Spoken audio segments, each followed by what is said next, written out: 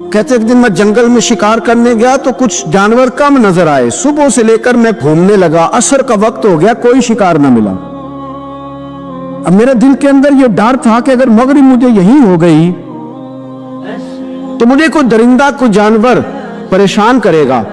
اسی پریشانی کے عالم میں دائیں بائیں دیکھ رہا تھا کہ ہرنی کا ایک بچہ مجھے نظر آیا. میں نے جھٹ سے وہ ہرنی کا بچہ ہی اٹھا لیا کہ آج یہی شکار کروں گا. کہتے ہیں میں نے اسے گھوڑے کے آگے رکھا, اپنے آگے گردن کی جانب, اور میں نے گھوڑے کی لگامیں تیزی سے گھمائی کہ سر پٹ گھوڑا دوڑایا تاکہ مغرب سے قبل میں شہر میں پہنچ جاؤں, یہ جنگل کا علاقہ گزر جائے. کہتے ہیں میں بڑی گرمی تھی, بڑی پیاس لگی, پر پانی نہ پیا نہ گھوڑے کو پلایا. سر پٹ دوڑایا اس ڈر سے کہ کہیں ایسا نہ ہو کہ میں جنگل میں مجھے شام ہو جائے. کہتے ہیں جب میں شہر سے باہر پہنچ گیا تو مغرب کا وقت بھی شروع ہو گیا. کہتے ہیں ابھی میں پہنچا ہی تھا, میں نے وہاں گھوڑے کو روکا, خود بھی پانی پیا, جانور کو بھی پلایا. کہتے ہیں ذرا میں نے آنکھ اٹھا کے دیکھا تو جس ہرنی کا میں بچہ لایا تھا وہ بھی دوڑتی ہوئی میرے پیچھے آ گئی. کہتے ہیں وہ پیچھے میرے کھڑی ہے, پتہ نہیں کہاں سے بیچاری دوڑی. میرا تو گھوڑا تھا اور میں نے تو سانس بھی نہیں لیا. 1.5 گھنٹہ 2 گھنٹے میں بھگاتا لایا اس جلدی میں کہ باہر آنا ہے. کہتے ہیں پلٹ کے دیکھا تو اس کی سانس پھولی ہوئی ہرنی کی اور للچائی نظروں سے مجھے دیکھ رہی ہے. دل کے ایک کونے سے آواز آئی کہ آج تو 2 شکار ہو گئے. بچہ تو پکڑا ہی, اس کی ماں کو بھی قابو کرتا ہوں تاکہ ڈبل شکار آئے گا. کہتے ہیں پھر اندر سے میرا درد بولا, اندر سے میرا رحم بولا کہ ایک ماں اپنا بچہ لینے آئی ہے اور اس طرح تو اسے تکلیف نہیں دی جا سکتی کہ اسے بلیک میل کر کے ماں کو بھی رکھ لیا جائے. کہتے ہیں جب میں نے اس ہرنی کی طرف دیکھا تو اس کی نظروں میں سوال تھا, اس کی نظروں کے اندر سوال تھا, کچھ مانگ رہی تھی. کہتے میں نے اس بچے کی پشت پر ہاتھ پھیرا, پھر میں نے بچہ چھوڑ دیا. کہتے اس نے پہلے بچے کو بازوؤں میں لیا, پھر اپنی زبان سے اپنا بچہ چاٹنے لگی. کہتے ہیں پھر وہ جب جنگل کی طرف جانے لگی تو ایک دفعہ اس نے میری طرف دیکھا, دوسری دفعہ اس نے آسمان کی طرف دیکھا. زندگی میں مجھے اتنا سکون کبھی نہیں آیا تھا جتنا آج آیا. کہتے میں گھر گیا, عشاء کی نماز پڑھی, وضو میں بستر پہ لیٹ گیا. لوگوں میرے نصیب دیکھو, مجھے مدینے والے محبوب کا دیدار نصیب ہوا. رسول کریم علیہ السلام میری خواب میں آئے, میں رونے لگا. گھر مہک اٹھا, پھول کھلنے لگے, خوشبوئیں بکھرنے لگی. کہتے محبوب کریم تشریف لائے, اور کیا خوبصورت جملہ ہے, اگر تجھے بادشاہ بنا دیا جائے تو انسانوں کے ساتھ بھی اسی طرح رحم کرے گا نا جس طرح آج ہرنی کے ساتھ کیا ہے. اگر تجھے بادشاہ بنایا جائے تو رویہ یہی رکھے گا یا بدل جائے گا. کہتا میں رو پڑا, میں نے کہا یا رسول اللہ میں تو غلام بننے کے بھی قابل نہیں, تو بادشاہ کیسے بنوں گا؟ فرمایا تیری آج کی ادا بڑی پسند آئی ہے, عرش کے مالک نے تجھے بادشاہ بنانے کا فیصلہ کر لیا. تیری یہ ادا بڑی بھائی ہے, بڑی پسند آئی. فرماتے ایک ہرنی کے بچے پہ رحم کھایا تھا, رب کریم نے مجھے بادشاہی عطا فرما دی. ہم نہ سیاست سے بادشاہی لینا چاہتے, سیاستدانوں کے اپنی جیب سے اشتہار چھپوا کے بادشاہی لینا چاہتے, ڈیرا بنا کے بادشاہی لینا. نہ بادشاہی تو رحم کرنے سے ملتی, بادشاہی تو شفقت کرنے سے ملتی, بادشاہیاں تو اللہ کی مخلوق سے پیار کرنے سے ملتی. وہ شخص کہتا ہے کہ میرا ضرورت یہ تھا کہ 4-5 دینار ملیں گے, تو امام حسین فرمانے لگے تھوڑی دیر بیٹھ جا, رزق آ رہا ہے. تو امام حسین کو حکومت وقت کی طرف سے 5 تھیلیاں ملی, جس میں ایک تھیلی میں 500 اشرفیاں تھی. 5 تھیلیاں آئیں, لیکن اس کو آنے میں ذرا دیر ہو گئی. وہ 5 تھیلیاں جب آئی تو امام حسین اس کی طرف 5 تھیلیاں بڑھا کے ذرا دیکھنا میری طرف غور سے, 5 تھیلیاں بڑھا کے تو فرمانے لگے میاں اتنا تجھے انتظار کرایا نا, اتنی ہم تیری حاجت پوری نہیں کر سکے. تو یہ نہ محسوس کرنا کہ حسین کے دروازے پہ بیٹھا بھی رہا ہوں تو ملا کیا ہے, یہ نہ محسوس کرنا. وہ شخص کہتا ہے جب میں نے وہ تھیلیاں کھولی اور پھر میری نظر امام حسین پہ پڑی تو میرے اندر سے آواز آئی, اگر حسین ابن علی اتنے سخی ہیں تو محمد عربی کتنے سخی ہو. اگر یہ معیار ان کا ہے, ان کا یہ معیار ہے, اور خود بھیک دیں خود ہی کہیں منگتے کا بھلا ہو. خود کہنے لگے جتنا انتظار کرایا ہے اتنی تیری مدد کر سکے. یہ سخاوت کا معیار تھا, یہ طریقہ تھا. ایک دفعہ سیدنا امام حسین رضی اللہ تعالیٰ عنہ کے گھر کے اندر 5000 دینار آئے. مسجد میں تھے, آپ کو 5000 دینار ملے, تو امام زین العابدین کہتے ہیں کہ مسجد سے لے کر گھر آنے تک امام حسین نے 5 کے 5000 اللہ کے رستے میں خیرات کر دی. فرماتے میں نے کہا ابا جی 5 دینار کی گھر میں ضرورت تھی, مالاں والے سخی نہیں ہوندے تے سخیاں کول مال نہیں ہوندا, ایتھے اوتھے دوویں جہان نہیں, سخی کنگال نہیں ہوندا. کہا ابا جی 5 دینار کی گھر میں ضرورت تھی, تو کہتے ہیں مجھے فرمانے لگے بیٹا یہ جن کو میں نے دیا ہے نا یہ گھر کے لیے ہی دیا ہے, یہ گھر کے لیے ہی دیا ہے, جن کو دیا ہے تمہارا کیا خیال ہے, یہ باہر خرچ ہوا ہے, یہ گھر کے لیے ہی ہے. اس لیے کہ جب انسان دوسروں پر شفقت کرتا ہے تو اللہ اس کے گھر پہ رحمت فرماتا ہے. امام حسین کے مزاج میں پہلی بات میں نے ذوق عبادت کی عرض کی. دوسری بات عرض کر رہا ہوں کہ صحابہ حضرت اسامہ بن زید بڑے پیارے ہیں میرے نبی کریم کے, بڑے پیارے. حضرت اسامہ بن زید کے بارے میں سیدہ عائشہ صدیقہ فرماتی ہیں ان کے ناک سے اگر ریٹھ نکلتی تھی تو اللہ کے رسول اپنے دست مبارک سے صاف کر دیتے تھے, اور سرکار فرماتے تھے کہ اگر اسامہ لڑکی ہوتا نا, ان کے غلام کے بیٹے تھے حضرت زید بن عار, اگر یہ لڑکی ہوتا نا اسے زیور پہناتا. بڑے پیارے تھے. لیکن جب ان کا آخری وقت آیا نا تو 60,000 دینار کا قرضہ تھا. رشتہ داروں سے کہا, دوستوں سے کہا, یاروں سے کہا, اور قرض ادا نہیں ہو رہا تھا. حضرت اسامہ بن زید کہتے ہیں بڑا پریشان تھا. جب حد ہو گئی نا تو حضرت اسامہ بن زید فرمانے لگے جاؤ کوئی حسین ابن علی کو خبر کرو, ان سے کہو میں نا غلام ہوں آپ کے نانا کا, مقروض دنیا سے چلا گیا تو کیا بنے گا. امام حسین کو خبر ملی تو دوڑے آئے. لاجپال اس پیر کو نہیں کہتے کہ تگڑا نذرانہ لے کے تو ماتھا چوم لے, لاجپال تو اس کو کہتے ہیں کہ جب ضرورت پڑے تو وہ سر پہ موجود ہو. حضرت سیدنا امام حسین تشریف لائے تو جناب اسامہ بن زید رو پڑے, کہنے لگے حضور میں نے نا غلامی کی ہے آپ کے نانا کی, اور اس غلامی پہ ناز ہے, اب 60,000 دینار کا قرضہ لے کے دنیا سے جاؤں گا تو میری قبر پہ بوجھ رہے گا. امام حسین خادم کو بھی کہہ سکتے تھے جاؤ گھر پیسے پڑے ہیں لے آؤ, امام حسین خود گئے, چادر اوڑھ کے تو اس کی اوٹ میں بکل میں 60,000 دینار چھپا کے لائے, اور جناب اسامہ بن زید کے سامنے رکھ کے کہنے لگے اسامہ یار پیسے رات کو ہی آئے تھے, میں سوچ رہا تھا مجھے تو ضرورت نہیں, اللہ نے کس کا نصیب میرے گھر میں بھیج دیا, مجھے تو حاجت ہی نہیں تھی, اب پتہ چلا پیسے تیرے تھے, اللہ نے حسین کی ڈیوٹی لگائی ہے کہ جا کے دے آ. حضرت اسامہ بن زید رو پڑے, فرمانے لگے اللہ آپ کو بہترین صلہ عطا فرمائے. امام بڑا ہی پیار کرتے تھے. گھوڑے پہ جا رہے تھے, کچھ فقیر غریب لوگ بیٹھ کے روٹی کھا رہے تھے, کھا رہے تھے سڑک کے کنارے. تو امام زین العابدین فرماتے ہیں کہ جب امام حسین گزرے تو انہوں نے آواز دی حضور دل کرتا ہے ہمارے ساتھ بیٹھ کے روٹی کھائیں. کائنات کے مالک و مختار کے نواسے اور دنیا کے سب سے بڑے شہزادے گھوڑے سے اترے اور غریبوں کے ساتھ سڑک پہ بیٹھ گئے, روٹی کھانے لگے اور دیر تک کھاتے رہے, اور جب فارغ ہو گئے تو فرمانے لگے کھانے کی ضرورت بھی نہیں تھی, حاجت بھی نہیں تھی, پر تم نے آواز دی تو دل رکھنے کو بیٹھ گیا تھا, اگر اجازت دے تو چلا جاؤں. یہ مزاج تھا, یہ طبیعت تھی. آپ کے ایک بھائی ہیں چھوٹے حضرت محمد بن حنفیہ نام ہے, حضرت مولا علی شیر خدا رضی اللہ تعالیٰ عنہ کی دوسری بیوی سے.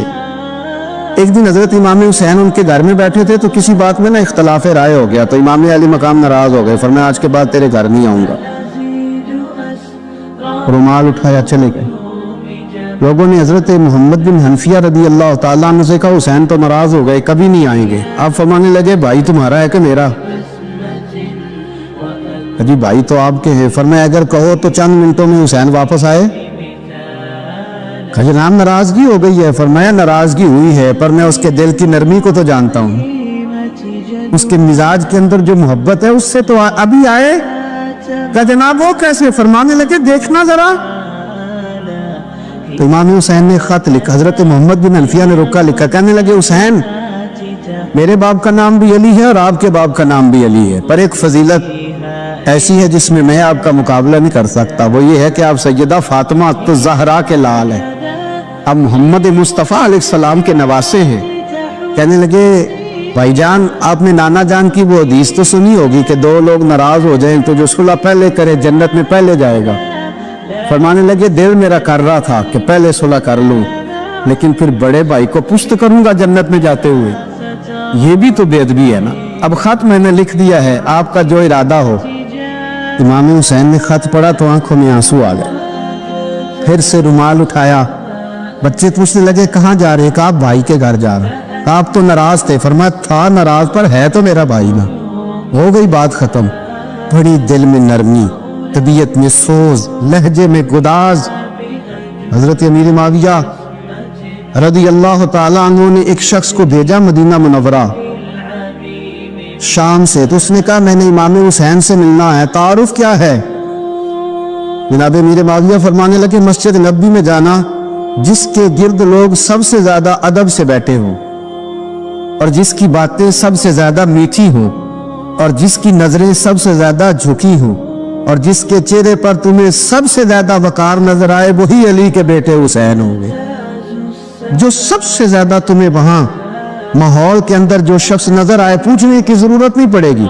वो शख्स कहता मैं मदीने आया तो मैंने वाकई एक शख्स को देखा, शहद के गिर्द मक्खियों का इतना हुजूम नहीं होता जितना इमाम हुसैन के गिर्द रसूलुल्लाह के गुलामों का हुजूम था, लेकिन नजरें झुकी हुई, बातें मीठी, लहजा गुदाज गुदाज, लफ्जों में रानाई। और लोग कई बातें पूछते तो अली के साहिबजादे एक आध जुमला बोलते तो लगता ये कि वो जुमला सीधा दिल में उतरता चला जाता है। इमाम अली मकाम के किरदार में ना कुछ बातें बड़ी ज्यादा थी, बहुत ज्यादा थी, बड़ा हुस्न था। एक बात तो ये थी इमाम हुसैन रदी अल्लाह ताला अन्हु का इल्म फजल बड़ा कमाल का था। एक दफा सहाबा में मसला बन गया कि बच्चा पैदा होता है तो उसका वजीफा कैसे लगाना है। इमाम हुसैन का इल्म फजल बता रहा हूँ, इल्म फजल। तो बात बड़ी पेचीदा हो गई।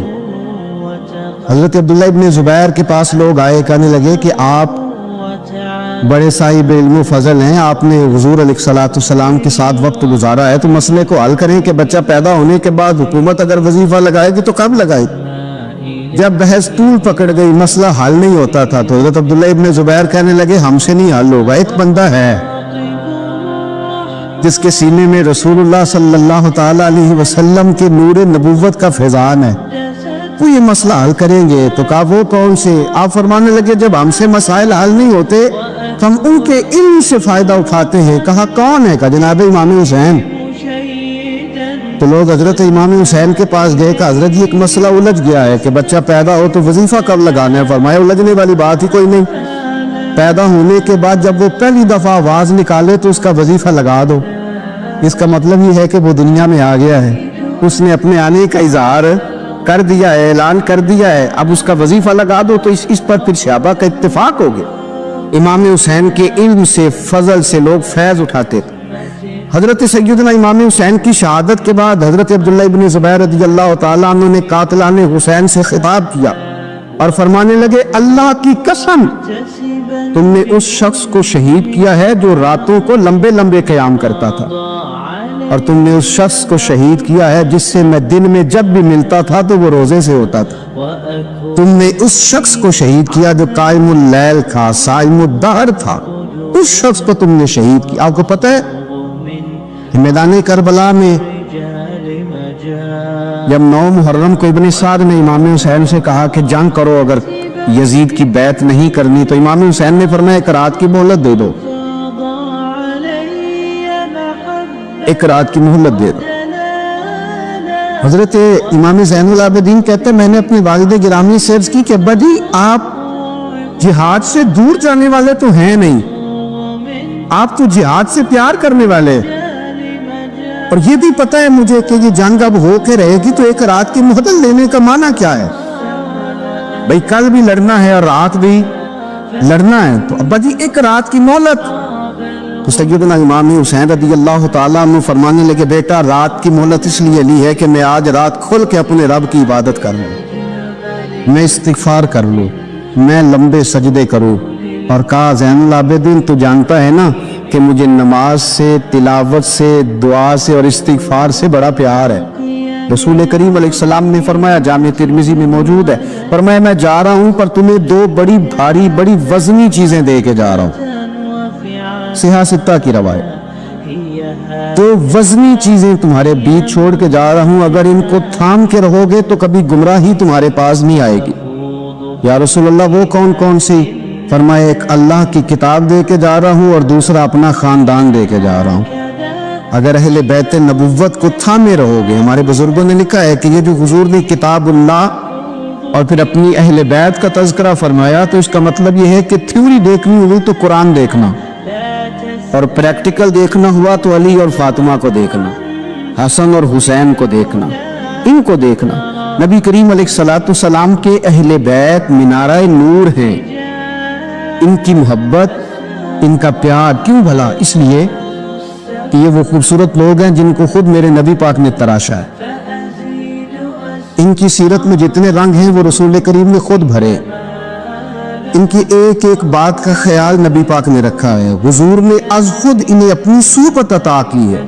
زیادہ دور نہیں تھا سیدہ فاطمہ کا گھر، مسجد نبوی کے ساتھ تھا، اللہ کے رسول دن میں 2 دفعہ جایا کرتے تھے، پھر بھی کبھی کبھی فرماتے فاطمہ میرا دل کرتا ہے آج میں رات تیرے گھر میں قیام کروں، تو سیدہ فاطمہ زہرا فرماتی ہیں کہ آمنہ کے لال اس طرح بھی میرے گھر میں قیام کرتے تھے کہ حضور چارپائی پہ لیٹتے تھے تو ایک کندھے پہ امام حسن کا سر ہوتا تھا اور دوسرے پہ امام حسین کا سر اقدس ہوتا تھا، اور فرماتی ہیں رات کو کبھی حسنین کریمین دودھ مانگتے تو میں اٹھتی دودھ دینے کے لیے، تو حضور فرماتے لیٹ جاؤ آج میرے ساتھ سوئے ہیں تو دودھ بھی میں ہی پلاؤں گا، تو محبوب اٹھتے ان کے لیے دودھ لاتے برتن سے نکال کے، حضور نے انہیں وقت دیا اور پھر ان کی چھوٹی چھوٹی چیزوں کا خیال رکھا۔ صحیح بخاری میں موجود ہے، تربیت پر توجہ دی۔ امام حسین تشریف لائے، ابھی عمر مبارک 7 سال کے قریب تھی، مسجد نبوی میں صدقے کی کھجوروں کا ڈھیر لگا ہوا تھا۔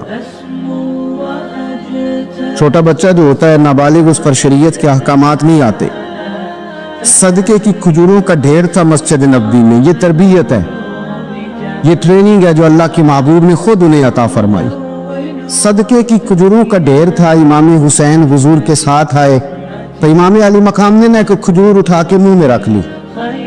شارحین نے لکھا ہے لگتا یہ ہے کہ کئی دنوں کی بھوک تھی، چونکہ یہ فاقہ اہل بیت کا بڑا محبوب ہے، مجبور نہیں تھے، وہ تو خزانوں کے مالک تھے، پر غریبوں سے محبت کی وجہ سے فاقے کیا کرتے تھے، یہ ان کی پسند ہے فاقہ کرنا۔ ایک کھجور امام علی مقام نے رکھ لی تو اللہ کے رسول نے گلے میں انگلی ڈال کے نکال دی، تو فرمایا حسین یہ صدقہ ہے، یہ میری اہل بیت کے لیے درست نہیں ہے۔ حضور نے خود تربیت کی، اور پھر سیدہ فاطمہ الزہرا نے اپنے بچوں کو تراشا، ان پر محنت کی۔ میں اکثر گزارش کرتا ہوں دوستوں سے، میں کہتا ہوں کربلا کا واقعہ کوئی حادثاتی نہیں ہے، اس کے پیچھے پوری ایک لاجک ہے، اس کے پیچھے پورا ایک فلسفہ ہے۔ ایسے ہی کوئی آدمی 3 دن بھوکا پیاسا رہ سکتا ہے؟ کسی آدمی کو صبح اس نے کھانا کھایا اور شام تک کھانا نہ ملے تو ٹانگیں کانپتی ہیں۔ رمضان المبارک میں عبادت کی نیت سے روزہ رکھنے والے بھی شام کو بڑے پریشان ہو جاتے ہیں، اور مسلسل 3 دن کھانا نہ کھایا جائے اور پانی نہ پیا جائے، اور حال یہ ہے کہ وہی آدمی تلوار لے کے میدان میں نکلے اور اس کی حالت یہ ہو کہ لوگ اس کی آگے دوڑنا شروع کر دیں، ہزاروں کی فوجیں تاب نہ لا سکے۔ علی کا گھر بھی وہ گھر ہے کہ جس گھر کا ہر ایک بچہ جسے دیکھو وہی شیر خدا معلوم ہوتا ہے۔ یہ کوئی آسان ہے؟ اس کے پیچھے پوری ایک اس کے پیچھے فلسفہ ہے۔ امام راضی کی تفسیر کبیر دیکھیے گا، حضرت امام حسین کی وہ شخصیت تھی کہ مشکات میں حدیث ہے، نبی پاک صلی اللہ تعالی علیہ وسلم کی چچی جناب ام فضل صبح صبح گھبرائی حضور کی بارگاہ میں آئی، عرض کی یا رسول اللہ صلی اللہ علیہ وسلم آج میں نے عجیب خواب دیکھا ہے، میں ڈر گئی ہوں۔ حضور نے فرمایا چچی کیا دیکھا؟ عرض کی حضور میں نے دیکھا ہے کہ آپ کے وجود کا گوشت کا ایک ٹکڑا کٹ کے میری جھولی میں آ گیا۔ حضور یہ کیا ہے؟ تو محبوب خواب سن کے مسکرائے، فرمایا چچی یہ پریشانی والا خواب نہیں، یہ تو خوشی والا خواب ہے، اللہ فاطمہ کو بیٹا عطا کرے گا اور وہ تیری گود میں کھیلا کرے گا، چونکہ وہ میرے وجود کا ٹکڑا ہوگا لہذا خواب تجھے یہ آئی ہے۔ تو امام حسین پیدا ہو گئے، امام حسن کی عمر ابھی 11 مہینے تھی، تو نبی پاک نے امام حسین کو جناب ام فضل اپنی چچی کی گود میں دے دیا کہ فاطمہ کے لیے دونوں بچے سنبھالنا مشکل ہوگا۔ وہ خواب اس طرح پوری ہوئی۔ امام حسین سے حضور نے بڑا پیار کیا، بڑی محبت فرمائی نبی پاک سے۔ کچھ حدیثیں میں نے جمعے میں عرض کی تھی، حضرت ابو ہریرہ رضی اللہ تعالیٰ عنہ کہتے ہیں یہ واحد بچہ تھا حضور کے گھرانے کا کہ میں نے دیکھا کہ نبی پاک صلی اللہ علیہ وسلم بیٹھے تھے تو یہ حضور سے کہہ رہے ہیں نبی پاک سے کہ نانا جی اٹھ کے کھڑے ہو. کہتے حضور کھڑے ہو گئے تو کہنے لگے میں نے آپ کے برابر جانا ہے. بچے جو مرضی ضد کر لیتے ہیں نا. قد چھوٹا تھا, عمر 7.5 سال تھی. کہنے لگے نانا میں نے برابر جانا ہے. تو نبی پاک صلی اللہ علیہ وسلم نے ہاتھ پکڑ لیے, فرمایا چل پھر ہو جا برابر. تو حضرت ابو ہریرہ کہتے ہیں انہوں نے حضور نے ہاتھ پکڑے, اوپر کھینچا تو امام حسین نے پہلے اپنے پیر حضور کے گھٹنوں پہ رکھے, پھر نبی پاک کے سینے پہ رکھے, اور جب ان کا قد سر تھوڑا سا حضور سے اونچا ہو گیا تو محبوب فرمانے لگے چل بس کر, تو نے تو کہا تھا آپ کے برابر ہونا ہے, تو اوپر نکل گیا ہے, چل بس کر. فرماتے پھر امام حسین نے زبان باہر نکالی تو محبوب ان کی زبان چوسنے لگے, پھر ساتھ لٹا لیا اور انہیں سونگنے لگے. تو میں نے عرض کی حضور آپ حسین کو سونگتے کیوں ہیں؟ تو فرمایا ابو ہریرہ مجھے حسین کے وجود سے جنت کی خوشبو آتی ہے, مجھے حسین کے وجود سے جنت کی. ایک دن حضور گزر رہے تھے, اصل اس طرح تھا کہ یہ نبی پاک کا حجرہ تھا. جن لوگوں کو اللہ نے مدینے کی زیارت کرائی ہے وہ جان سکتے ہیں نبی پاک کا حجرہ تھا. تو حضور کے حجرے کی اس جانب یعنی مسجد کی جو بالکل سیدھ ہے اس کی بیک میں سیدہ فاطمہ رہتی تھی. تو حضور اکثر میں نماز کے لیے جب نکلتے تو حضرت فاطمہ کے حجرے کے پاس سے ہو کر دوبارہ محراب میں جاتے. محبوب حجرے کے پاس سے گزرے تو امام حسین رو رہے تھے, تو حضرت فاطمہ نے کسی بات میں جھڑک دیا تو امام حسین رونے لگے. تو نبی پاک نماز کے لیے گئے تو واپس لوٹ آئے, اور واپس تشریف لا کے کہا فاطمہ حسین کو کیا ہوا؟ عرض کی یا رسول اللہ تنگ کر رہے تھے میں نے ڈانٹ دیا ہے. کیا خوبصورت جملے ہیں حدیث پاک میں. سرکار نے فرمایا فاطمہ اس کو حسین کو نہ رونے نہ دیا کر, یہ جب روتا ہے نا تو میرے دل کو تکلیف ہوتی ہے. تو بی بی صاحبہ کہتی ہیں یہ حکم آیا نبی پاک کا میرے نا, پھر میں نے ڈانٹنا چھوڑ دیا. یہ ان کے فضائل تھے, ان کی تربیت خود نبی پاک نے فرمائی. پہلی بات تو یہ ہے کہ نبی پاک نے دعا مانگی تھی یا اللہ میرے گھر والوں کو زیادہ روزی نہ دینا, انہیں ایک وقت روٹی دینا, ایک وقت کی بھوک دینا. یہ جو 10 دن کربلا میں انہیں ٹینشن نہیں نہ ہوئی, انہیں عادت تھی فاقہ کرنے, انہیں 3 دن وسیع روزے رکھنے کی عادت تھی. پہلی بات. دوسرا یہ کہ جہاد کی تربیت حضور خود کراتے. حضرت فاطمہ زہرا کہتی میں پردے کے پیچھے دیکھ رہی تھی, نبی پاک نے امام حسن اور حسین سے فرمایا چلو میرے سامنے کشتی لڑو. تو دونوں حضرات آپس میں جب کشتی لڑنے لگے تو نبی پاک نا امام حسن کو کہتے حسن حسین کو ٹانگوں سے پکڑو, حسن حسین کو پیچھے سے پکڑو. جب نبی پاک بار بار امام حسن کو بتا رہے تھے تو سیدہ پیچھے سے بول پڑی, کہنے لگی یا رسول اللہ آپ چھوٹے کو بتائے آپ بڑے کو بتا رہے. بڑا تو پہلے 11 مہینے بڑا ہے, تو آپ چھوٹے کو بتائے بڑے کو بتا رہے. تو فرمایا فاطمہ تو چپ کرنا, جو میں دیکھ رہا ہوں تو نہیں نہ دیکھ رہی, ایک کو میں بتا رہا ہوں دوسرے کو جبریل امین بتا رہے ہیں. لیکن اس کے ساتھ ساتھ امام حسین رضی اللہ تعالیٰ عنہ کا جذبہ جہاد, امام حسین کی استقامت. آج لوگ ادھر ہوتے ہیں جس طرف ہوا کا رخ ہوتا ہے. آج لوگوں کی سوچوں کا زاویہ یہ ہے کہ جدھر رش زیادہ ہوگا ہم بھی ادھر جائیں گے. ہم یہ نہیں دیکھتے حق کس طرف ہے, ہم یہ دیکھتے ہیں رش کس طرف ہے. امام حسین رضی اللہ تعالیٰ عنہ نے رش نہیں دیکھا, حق دیکھا. امام حسین رضی اللہ تعالیٰ عنہ استقامت کے وہ پہاڑ ہیں, معمولی آدمی نہیں تھے. فرزق شاعر کہتا ہے کہ میں نے امام حسین سے کہا تھا, میں نے کہا لوگوں کی تلواریں یزید کے ساتھ ہے پر دل آپ کے ساتھ ہے, دل آپ کے ساتھ ہے. امام حسین رضی اللہ تعالیٰ عنہ نے زمانے کے حالات نہیں دیکھے, حق اور سچ دیکھا. جتنی چیزیں انسان کو کمزور کر سکتی ہیں وہ ساری امام حسین پہ طاری کی گئیں. جتنی چیزیں, وطن چھوڑنا کتنا کو مشکل ہوتا ہے. انشاءاللہ پردیسی کوئی بھی نہ تھی وے کخ جنا تو پارے. حضرت سلطان باؤ فرماتے ہیں بچو پردیسی ہونا کوئی آسان ہے؟ جس آدمی کا کسی چھوٹے سے گاؤں میں بھی مکان ہو چھوڑنا پڑ جائے تو روتا ہے. تو مجھے بتاؤ جس نے اپنا سارا بچپن مدینے میں گزارا ہو, آج جو ایک ہفتہ مدینے رہ کے آتے ہیں ان سے واپس نکلنا مشکل ہوتا ہے. لیکن امام حسین حق کا رستہ تھا, وطن کی قربانی دی, اور معمولی وطن نہیں مدینے جیسا وطن. اور جب کھڑے تھے نا امام حسین رضی اللہ تعالیٰ عنہ رجب میں نکل رہے تھے مدینے سے, تو کوئی شاعر کہتا ہے دور کھڑے ہو کے انہوں نے گویا کہا تھا आका तेरे करम के खजीने की खैर हो, मैं जा रहा हूँ तेरे मदीने की खैर हो। इमाम हुसैन ने वतन छोड़ा, कोई लग़ज़श नहीं पैरों में, कोई नहीं। शहजादों वाली जिंदगी थी, मस्जिद नबी के इमाम थे, नबी करीम अलैहिस्सलाम के रोज़ा अतहर पर तशरीफ रखते थे, ज़माना हया करता, शान शौकत थी, पर हक के लिए छोड़ा, निकल कर खानकाहों से अदा कर रस्म शब्बीरी। और फिर बड़ा मुश्किल होता है,